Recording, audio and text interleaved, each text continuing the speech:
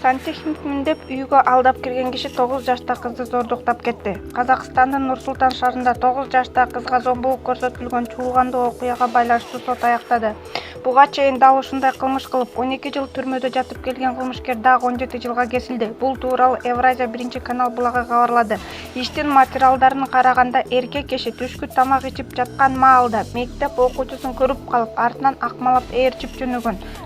Кыз көп кабаттуу үйдөгү квартирага кирип кеткенде эшикти кагып сантехникмин деп айткан. Кыз эшикти ачары менен үйдө башкалар жогун билгенден кийин кызга зомбулук көрсөткөн. Кылмышкердин аялы бар болгон. Нур-Султан курулуш фирмасында кранчы болуп эмгектенген. Ал мындай кылмышка барбаганын айтууда. Студия Кажымакун Мекемтас билдиргендей, айыпкердин күнөөлүү экенин тастыктай турган далилдер көп.